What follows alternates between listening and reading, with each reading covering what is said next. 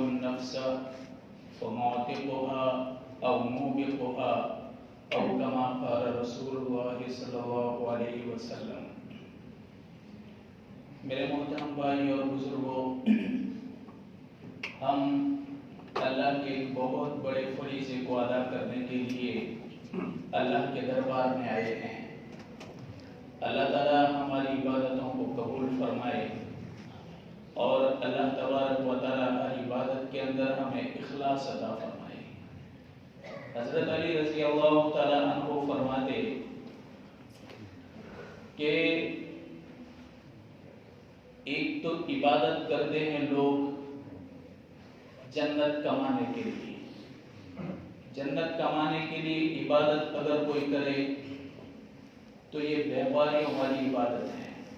بیپاری ہوتا ہے، اپنی موڑی کو لگاتا ہے، رات دن تھکتا ہے اور وہ رات دن تھک کر کے ایک ہی مقصد کو پانے کی کوشش کرتا ہے کہ اس کو زیادہ سے زیادہ نفع حاصل ہو۔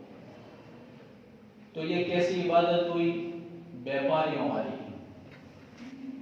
اور اگر کوئی عبادت کرے جہنم سے بچنے کے لیے، آدمی کو ڈر ہو کہ اللہ تعالیٰ مجھ کو جہنم سے نجات دے اور اللہ تبارک و تعالیٰ قیامت کے ہولناکیوں سے میری حفاظت کرے، اس مقصد سے کوئی عبادت کرے۔ حضرت علی فرماتے ہیں کہ یہ عبادت کیسی ہے؟ غلاموں والی عبادت۔ غلام ہوتا ہے وہ اپنی ذمہ داریوں کو ٹالتا ہے، غلام ہوتا ہے اس کے دل کے اندر ڈر ہوتا ہے، خوف ہوتا ہے۔ جہنم سے بچنے کے لیے اگر عبادت ہو تو یہ عبادت ہے غلاموں والی۔ جنت کمانے کے لیے اگر عبادت ہے تو یہ عبادتیں بیپاریوں والی، تجارت کرنے والا جو ہوتا ہے ایسی عبادت ہے۔ اور اگر اللہ تبارک و تعالیٰ کا امر ہے، اللہ کا حکم ہے اور اللہ تبارک و تعالیٰ کا بہت بڑا فریضہ مجھ پر ہے، یہ سمجھ کر کے اگر کوئی عبادت کرے تو میرے بھائیو یہ عبادتیں شکر گزاروں والی، یہ عبادتیں شکر گزاری کی۔ اب ہم کس مقصد سے عبادت کرتے ہیں؟ یا جنت کو طلب کرنے کے لیے، جہنم سے آزاد ہونے کے لیے، یا پھر ہم عبادت کرتے ہیں اس غرض سے کہ ہم اللہ کے بندے ہیں اور اللہ نے ہم کو عبادت کے لیے پیدا کیا ہے۔ ہم کسی مقصد سے عبادت کریں اور کسی مقصد سے اللہ کو راضی کریں کہ اللہ ہمارا خالق ہے، اللہ ہمارا مالک ہے اور اللہ ہمارا پالنہار ہے۔ میرے بھائیو، اس روئے زمین پر جو کچھ پوری کائنات کے اندر، یہاں تک کہ ہم بولنے میں بولتے ہیں کہ ایک پتا، درخت کا ایک پتا گرنا تو دور کی بات ہے، درخت کے پتے کا ہلنا یہ بھی اللہ کی مشیت اور اس کی مرضی کے تابع ہے۔ حضرت موسیٰ علیہ السلام کے بارے میں آتا ہے، موسیٰ علیہ السلام کا پیٹ درد کر رہا تھا۔ موسیٰ کلیم ہے، کلم اللہ موسیٰ تکلیما، اللہ نے موسیٰ علیہ السلام سے بات کی۔ موسیٰ علیہ السلام سیدھی دنیا سے اللہ سے بات کرتے تھے۔ ان کے پیٹ میں درد ہوا تو موسیٰ علیہ السلام نے اللہ سے آہوزاری کی، میرے رب میرا پیٹ دکھتا ہے۔ اللہ نے کہا موسیٰ تھوڑے چاول کھاؤ۔ موسیٰ علیہ السلام نے چاول کھائے، لیکن پھر بھی ان کا پیٹ درد بند نہیں ہوا، پیٹ دکھتا ہی رہا۔ دوسرے دن موسیٰ علیہ السلام نے اللہ سے کہا کہ میرے رب میرے پیٹ میں کوئی شفا نہیں ہو رہی، ابھی بھی درد ہو رہا ہے۔ اللہ نے فرمایا کہ موسیٰ تھوڑے چاول کھاؤ۔ موسیٰ علیہ السلام نے چاول کھائے، لیکن پیٹ میں کوئی افاقہ نہیں ہوا، درد برابر چلتا رہا۔ موسیٰ علیہ السلام نے تیسرے دن دعا کی کہ یا اللہ پہلے دن چاول کھائے، دوسرے دن کہاں تو کھائے، آج بھی میرے پیٹ کے اندر کوئی افاقہ نہیں، کوئی شفا نہیں، ابھی بھی میرے پیٹ کے اندر درد ہے۔ اللہ نے موسیٰ کو کہا کہ موسیٰ آج بھی چاول کھاؤ۔ موسیٰ نے آج بھی چاول کھائے۔ 3 दिन लगातार गुजर गए, कोई फर्क नहीं पड़ा। चौथे दिन अल्लाह से कहा कि मेरे रब, ये क्या चक्कर है, मुझे समझ में ही नहीं आ रहा। मैं आपसे शिकायत करता हूं दर्द की, आप इलाज के लिए कह रहे हो कि चावल खाओ, मैं खा रहा हूं, आपका हुक्म है, लेकिन आपके हुक्म के बावजूद मेरे पेट में कोई असर नहीं हो रहा। अल्लाह ने क्या फरमाया कि मूसा, हकीम साहब के पास जाओ। तो कहा हकीम साहब के पास? कहा हकीम साहब को जाकर पेट चेक कराओ। मूसा अलैहिस्सलाम गए हकीम साहब के पास। अल्लाह ताला ने इनके कहने के मुताबिक जहां शिफा रखी थी अल्लाह ने वहां भेजा। मूसा अलैहिस्सलाम जब वहां गए, इनकी नब्ज चेक की, नब्ज चेक की, पेट पर हाथ रखा, हकीम ने कहा चावल खाओ। तो बात क्या है, इधर भी चावल इधर भी चावल, कहा खाओ तुम। कहा 3 दिन में तो खा चुका हूं, कहा आज भी खाओ। मूसा अलैहिस्सलाम ने हकीम साहब की बात मानी, पर हुक्म तो अल्लाह का था कि हकीम साहब के पास जाओ। तो अल्लाह के हुक्म से हकीम साहब के पास आए। अब वो गए, चावल थोड़े खाए, फौरन दर्द दूर हो गया। मूसा अलैहिस्सलाम फ्रेश हो गए, कहने लगे या अल्लाह, ये तेरी क्या कुदरत है कि 3 दिन तू चावल खिला रहा है, पेट में दर्द है, हकीम जी ने एक ही मर्तबा चावल खिलाए, आराम हो गया, ये हो क्या रहा है? कहा मूसा, 3 दिन जो चावल खिलाए मैंने, वो चावल को मैंने ही ना कहा था कि इसका पेट है, अंदर जावे तो दर्द रहना चाहिए, शिफा नहीं होनी चाहिए। 3 दिन के चावल को मैंने ही हुक्म दिया था। चौथे दिन तो हकीम जी के पास गया और हकीम के कहने पर चावल खाए और इससे तेरे पेट का दर्द दूर हो गया। और चौथे नंबर के चावल को मैंने ही कहा था कि अब इसको शिफा हो जाए। मेरी हिकमत ये थी कि 3 दिन तेरे पेट में दर्द रहे, मेरी हिकमत ये हुई कि अब तेरे पेट के अंदर शिफा हो जाए। शिफा न देना भी मेरे कब्जे कुदरत में है, शिफा देना भी मेरे कब्जे कुदरत में है। अल्लाह ताला ने कितनी बड़ी कायनात फैलाई, कितनी बड़ी फैलाई, वो तो कोई नहीं कह सकते। कहने में खाली हम कहते हैं अल्लाह ने इतनी बड़ी कायनात फैलाई। स्टूडेंट्स हैं, आप में पढ़ने वाले हैं, स्टीफन हॉकिंग का नाम सुना होगा। स्टीफन हॉकिंग जो अभी करीब जमाने के अंदर ये साइंटिस्ट मरा है, उसने ब्लैक होल्स की खोज लगाई, आसमान का दरवाजा इसको कहते हैं। ये अपनी भाषा में, नासा वाले अपनी भाषा में कहते हैं ब्लैक होल्स। कितना बड़ा होता है उसको तो हम तस्वुर में भी नहीं ला सकते। इतनी बड़ी कायनात बनाई एक जर्रे से। अल्लाह खुद कुरान फरमाते हैं, अवलम यरल्लज़ीना कफरू अन्नस-समावाति वल अर्द कानता रत्कन फफतहनाहुमा। क्या इन मुनकिरों को और इन नादानों को पता नहीं है कि आसमान और जमीन एक जमाने के अंदर सब मिले हुए थे। फफतहनाहुमा, हमने आसमानों और जमीनों को फाड़ दिया। अल्लाह फरमाते हैं, ये तो आज कह रहे हैं कि बिग बैंग हुआ और बिग बैंग में एक बहुत बड़ा विस्फोट हुआ और विस्फोट की वजह से ये कायनात वजूद में आई। तुम आज कह रहे हो 18वीं सदी में, 17वीं सदी में कह रहे हो। कुरान ने तो 1450 साल पहले कह दिया, फफतहनाहुमा, हमने बहुत बड़ा बिग बैंग किया और इसके कायनात को हमने वजूद दिया।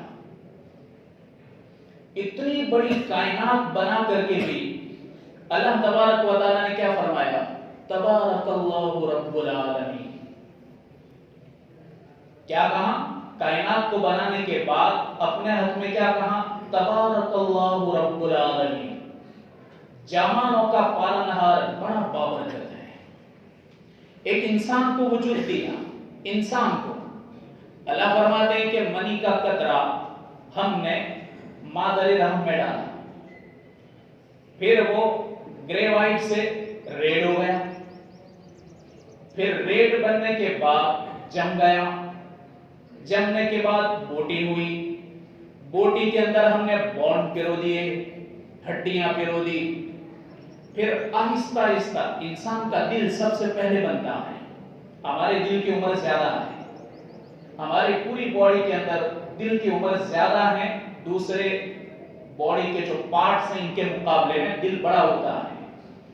اللہ تعالیٰ نے پھر اس پر ہڈیاں پیروئی، گوشت، چمڑی لگائی۔ انسان کو بنانے کے بعد اللہ کیا فرمایا؟ تبارک اللہ احسن الخالقین۔ اتنی بڑی کائنات بنائی تو کہا تبارک اللہ رب العالمین، کہ بڑا بابرکت ہے جہانوں کو وجود دینے والا۔ اور انسان کو بنانے کی بات کہی تو کہا تبارک اللہ احسن الخالقین، کہ تمہارا رب بہترین بنانے والا ہے، بہترین پیدا کرنے والا ہے۔ انسان کا اسٹرکچر بنایا اور انسان کا جو سانچہ بنایا، یہ بنانے کے بعد اللہ اپنی تعریف الگ انداز میں کرتا ہے، اور اتنی بڑی کائنات کو بنانے کے بعد اللہ اپنی تعریف اور طریقے سے کرتا ہے۔ اپنی تعریف کے کلمات تھوڑے رکھے، اور ہم کو بنانے کے بعد جب اپنی تعریف کی تو بہترین بنانے والا اللہ تبارک و تعالیٰ اتنا بڑا آرٹسٹ ہے کہ انسان کا جو حلیہ بنایا اللہ تبارک و تعالیٰ نے اپنی مرضی سے بنایا۔ تو میرے بھائیوں، اپنی مرضی سے بنا کر کے اللہ نے ہمیں آزاد نہیں چھوڑ دیا کہ میرے بندے مجھ سے کٹ جائے اور میرے بندے میرے باغی بن جائے اور میرے بندے بغاوت کریں اور اپنی مرضی کے مطابق اپنی زندگی گزاریں۔ اللہ کو یہ منظور نہیں ہے۔ اللہ کو یہ منظور ہے جب میں نے اپنی مشیت سے بنایا، اپنی مشیت سے ان کا اسٹرکچر تیار کیا، اپنی مشیت سے ان کی صورت بنائی، اپنی مشیت سے میں نے ان کو صلاحیتیں دی، تو ان صلاحیتوں کو کیسے استعمال کرے اللہ فرماتے ہیں کہ میں طے کروں گا، اور میں ایک نبی کے واسطے سے تمہیں بتاؤں گا کہ میں تم سے کون سی زندگی چاہ رہا ہوں، اور میں تم سے پتہ کروں گا کہ میں تم سے کیا مطالبہ کر رہا ہوں۔ تم اپنی مرضی کے اندر آزاد نہیں ہو، کسی بھی کام کے اندر آزاد نہیں ہو، بلکہ اللہ تبارک و تعالیٰ جو چاہے گا اپنی مشیت اور اپنے ارادے سے اپنے بندوں کو جس زندگی کا پابند کرے گا اسی کے مطابق میرے بھائیوں کو چلنا پڑے گا۔ موسیٰ علیہ السلام نے بکریاں بہت چرائی، ہمارے حبیب نے بھی بکریاں چرائی۔ نبی کریم صلی اللہ علیہ وسلم بچپن کے اندر بکریاں چراتے ہیں۔ آپ نے حضرت خدیجہ رضی اللہ تعالی عنہا ان کی مونڈی کو آپ نے ملک شام کی تجارت کے اندر لگایا۔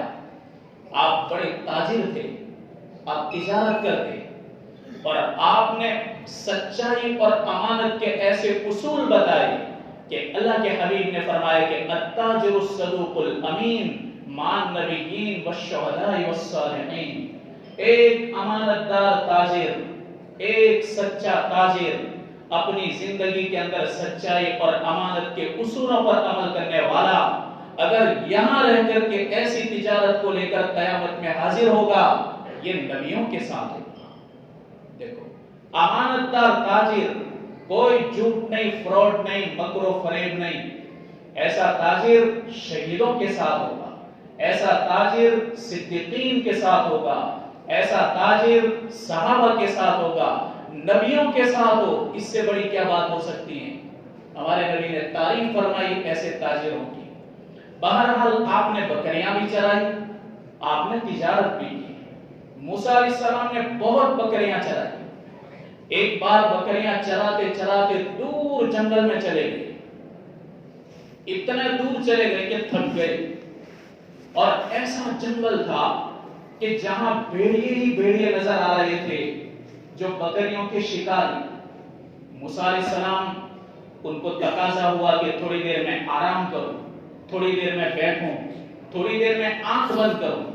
نیند کا تقاضا تھا، موسیٰ علیہ السلام سونا چاہتے تھے۔ موسیٰ علیہ السلام نے بکریاں چھوڑ دی، آسمان پر نگاہ ڈالی کہ میرے رب، بیابان جنگل ہے اور تیرے سوا کوئی یہاں نہیں، میرے پاس بکریاں ہیں اور جنگل بھیڑیوں سے بھرا ہوا ہے، میری طبیعت کے اندر نرمی اور کمزوری ہے، نیند کا تقاضا ہے، میرے پروردگار میں کس کے حوالے بکریوں کو کروں؟ موسیٰ علیہ السلام بولتے بولتے سو گئے۔ جب آنکھ کھلی تو آپ کیا دیکھتے ہیں؟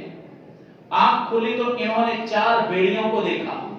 4 بھیڑیے تمام بکریوں کو بیچ میں گھیر کر کے، چاروں طرف سے گھیر کر کے کھڑے ہیں۔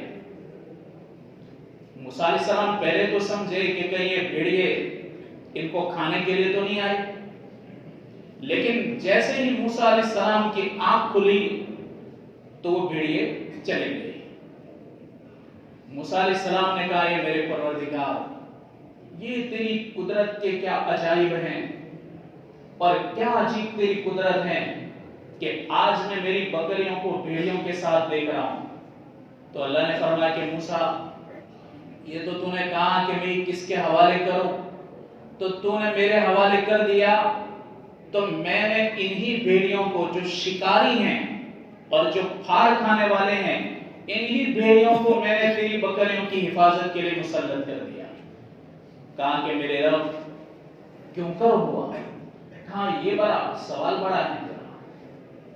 موسیٰ یاد رکھ، میرے بندے جب میرے ساتھ سمادھان کر لیتے ہیں، میرے بندے جس وقت مجھ سے صلح کر لیتے ہیں، اور میرے بندے جب میرے باغی نہیں بنتے تو میں مخلوق کے ساتھ بھی ان کی دوستی کروا دیتا ہوں، ان کے معاملات کو درست کر دیتا ہوں، میں ان کے معاملات کو ٹھیک طریقے سے چلاتا ہوں جب بندے میرے ساتھ صلح کر کے چل رہے ہیں۔ اب تو نبی ہے اور تو میرے پیغام کو لے کر میری مخلوق میں چلتا ہے، اور میں نے تجھے جو دین دیا اس دین کے مطابق لوگوں کو مجھ سے جوڑتا ہے، اور لوگوں کا میرے ساتھ اور میرا ان کے ساتھ سمادھان کرواتا ہے، یعنی من چاہی زندگیوں سے نکال کر کے رب چاہی زندگی سکھاتا ہے۔ تو میں نے تیرے معاملات کو درست کر دیا۔ میرے بھائیوں، ہم بالکل آزاد نہیں۔ اللہ کے حبیب نے فرمایا، کلکم راع وکلکم مسئول عن رعیتہ، تم میں کا ہر ایک ذمہ دار ہے، قیامت کے دن ہر ایک کی ذمہ داری کے بارے میں سوال کیا جائے گا۔ سب سے بڑا جو سوال ہونے والا ہے اپنی اولاد کے حق میں، سب سے بڑا سوال ہوگا قیامت کے دن۔ یہی اولاد آنکھ کی ٹھنڈک ہے دنیا کے اندر، یہی اولاد اگر کسی ماں باپ کے لیے آنکھ کی ٹھنڈک ہے تو کسی کے لیے ہو سکتا ہے کہ سر کا دکھاوا بھی ہو۔ کتنے بیچارے ایسے ماں باپ ہیں جو روتے ہیں، کتنے باپ ایسے ہیں جو نا امید ہو گئی، کتنی مائیں ایسی ہیں جو نا امید ہو گئی، اور کتنے باپ ایسے ہیں کہ جو اپنی اولاد سے راضی ہیں۔ قیامت کے دن میرے بھائیوں ہمارے لیے بہت بڑا ذخیرہ بھی ہے، قیامت کے دن سب سے بڑا سوال کا ذریعہ بھی ہے۔ تو ہمارے لیے بہت ضروری ہے کہ ہم ہماری بچیوں کی اور ہماری جوان نسل کی دیکھ ریکھ کر کے ان کی حفاظت کریں۔ اگر یہ غلط رخ پر چلی گئی تو قیامت کے دن سب سے بڑا جو مواخذہ ہوگا، اللہ کی پکڑ ہوگی، ان کی وجہ سے ہوگی۔ سب سے بڑا سوال اپنے گھر سے ہوگا، سب سے بڑا سوال گھر کی دینداری سے ہوگا، سب سے بڑا سوال اپنی بیٹیوں کے حق میں ہوگا، سب سے بڑا سوال اپنی بیوی کے حق میں ہوگا۔ میرے بھائیوں، کسی بھی اعتبار سے اللہ نے ہمیں آزاد نہیں رکھا، ہر اعتبار سے اللہ نے اپنے بندوں کو، اپنے نبی کو دین دے کر جو بھیجا، اس کے تابع رکھ کر کے وہی زندگی چاہی جو ہمارا نبی لے کر آیا۔ تو میرے بھائیوں، میں تو اکثر یہاں آپ کے یہاں کے علماء سے بھی کہتا رہتا ہوں کہ جو ہماری جوان بیٹیاں ہیں، جوان بیٹیاں، ان کی تعلیم کی اتنی فکر کرنی چاہیے، اتنی فکر کرنی چاہیے کہ ہماری بیٹی کبھی کل کسی کے گھر، کسی کی بیٹی ہمارے گھر، آج کسی کی بیٹی ماں بن رہی ہے اور ہماری بیٹی کل ماں بنے گی، اور اگر ان کو اچھا سے اچھا بہترین طریقہ اور بہترین تربیت اور عمدہ سے عمدہ تعلیم دی ہوگی، میرے بھائیوں، اس پر تو اللہ نے جنت کا وعدہ کیا ہے۔ نبی کریم صلی اللہ علیہ وسلم نے فرمایا کہ جس گھر میں 3 بیٹیاں ہو، 3 بیٹیاں، ماں باپ نے ان کی بہتر سے بہتر پرورش کی، ان کو اچھی تعلیم دی، باادب بنایا، ادب سکھایا، اس کے بعد مناسب جگہ پر ان کا رشتہ اور نکاح کر دیا، اللہ کے حبیب نے فرمایا میں ایسے ماں باپ کے لیے جنت کی ضمانت دیتا ہوں، جنت کی گارنٹی دیتا ہوں۔ صحابہ نے کہا یا رسول اللہ، جن کے گھر میں 2 بیٹیاں ہوئی اور انہوں نے اچھی سے اچھی تربیت کی، تعلیم دی، پڑھایا، سکھایا، ادب بتائی، تہذیب بتائی اور رشتہ کیا، اللہ کے حبیب نے فرمایا یہ بشارت 2 بیٹیوں پر بھی ہے۔ صحابہ کی عورتوں نے کہا کہ جس کے گھر میں 1 بیٹی، آپ نے فرمایا ان کے حق میں بھی ہے۔ کتنی بڑی فضیلت ہے، اتنی بڑی فضیلت ہے۔ تو میرے بھائیوں، ہم سب ذمہ دار ہیں، خالی کوئی آپ کا ٹرسٹ ذمہ دار نہیں ہے، ٹرسٹ کے 4-5 لوگ ذمہ دار نہیں ہوتے، ہر ماں اور باپ ایک والی کی حیثیت سے ذمہ دار ہیں کہ اپنی بیٹیوں اور اپنے بیٹوں کی فکر کریں۔ ہم دیکھتے ہیں ہمارے معاشرے اور ماحول کے اندر بیٹی جس وقت سمجھدار نہیں ہوتی، سمجھدار، اتنی عقل اور سمجھ نہیں ہوتی، تب وہ پڑھایا جاتا ہے جو وہ نہ سمجھے، اور جب سمجھدار بنتی ہیں، سمجھنے کے قابل ہوتی ہیں، تو پڑھ کے اتر جاتی ہیں۔ ارے جب سکھانے کا نمبر آیا تو پڑھ کے اتر گئی، اب گھریلو کام کاج کے اندر وہ مشغول ہو گئی، جب کھرا علم دینے کا وقت آیا تب تو وہ چلی گئی۔ تو آپ کو ایسا نظام بنانا چاہیے کہ میرے بھائیوں، 12 سال کی عمر میں اگر لڑکی قرآن مکمل کر لیتی ہیں تو 13، 14، 15، 16، 17 سال اس کی جو ایج ہے، شادی کی ایج، وہاں پہنچتے پہنچتے ہماری لڑکی آزاد ہو کر نہ نکل جائے، بلکہ ہماری بیٹی مدرسہ اور تعلیم سے بالکل لگی رہے کہ جس وقت ایک بیٹی کسی اور کے گھر جا رہی ہو تو میرے بھائیوں ایک بہترین ماں بن کے جا رہی ہو، ایک متقی اور پرہیزگار ماں بن کے جا رہی ہو۔ میں اکثر کہا کرتا ہوں، یہاں ہماری برادری الحمدللہ ہم سب، میں اور آپ ایک ہی برادری کے ہیں، ہمارا ایک ہی بلڈ ہے، ڈی این اے ہمارا ایک ہی ہے، ہم سب کو مل کر کے اس کی فکر کرنی چاہیے۔ اللہ تبارک و تعالی ایک ایسی سسٹم بنائے گا کہ قیامت تک آنے والی جتنی نسلیں ہوں گی میرے بھائیوں اس سے فائدہ اٹھاتی رہے گی۔ اس میں ہم سب کو سپورٹ کرنا ہے، خالی اس کو ذمہ داروں کے حوالے نہ کریں۔ آپ میں بہت بڑے انٹلیکچوئل لوگ ہیں، سمجھدار ہیں، میں آپ کو پہچانتا ہوں، اللہ نے بڑی صلاحیتوں سے نوازا ہے، عمدہ صلاحیتیں دی ہیں، اور اس امت کا ایک آدمی بھی حقیر نہیں ہے۔ جو بھی لا الہ الا اللہ محمد الرسول اللہ کے جھنڈے تلے آ گیا، اس سے بڑھ کر کے کوئی آدمی عقل مند نہیں ہے۔ اگر کوئی چاند پر چلا گیا لیکن اللہ کو نہیں مانتا، اس سے بڑا بیوقوف کوئی نہیں کہ اللہ کے عجائب کو دیکھ کر کے بھی پھر بھی وہ اللہ سمجھ میں نہیں آیا۔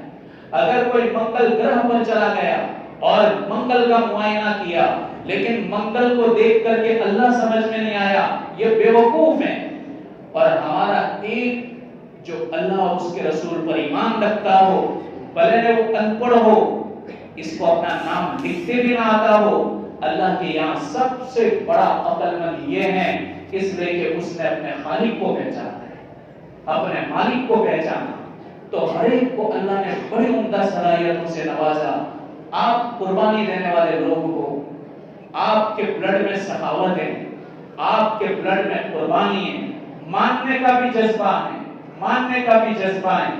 اللہ تبارک و تعالی نے چھوٹا شہر ہے، چھوٹا قصبہ ہے، اللہ نے بڑی عمدہ صلاحیتوں سے نوازا ہے۔ اپنی صلاحیتوں کے مطابق مل جل کر میرے بھائیوں کام کرنا چاہیے۔ اللہ تبارک و تعالی ایک ایسا بہترین نظام قائم کرے گا کہ جس نظام کے اوپر ہماری معصوم بچیاں اور بچے چلیں گے، اللہ تبارک و تعالی قیمتی بنائے گا، قیمتی ہیرے بنائے گا۔ ہماری نسل بہت قیمتی ہیں، خالی انہیں بچانی ہے، بچا کر کے ان کو تربیت والا بنانا ہے۔ بہت قیمتی ہیرے ہیں، ہماری بچیاں بھی بہت قیمتی ہیرے ہیں۔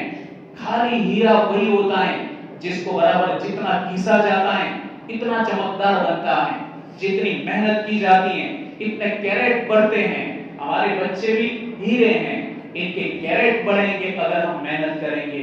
ایک فکر کی میں نے بات آپ کے سامنے رکھی ہے. اللہ تبارک و تعالیٰ کہی ہوئی باتوں پر سننے اور سمجھنے کی, عمل کرنے کی توفیق عطا فرمائے. اور اللہ تبارک و تعالیٰ دین کی اور دین کے جو خدمتگار ہیں ان کی تعظیم کرنے کی ہمیں سمجھ عطا فرمائے. اکثر یہ باتیں ہوتی ہیں جمعہ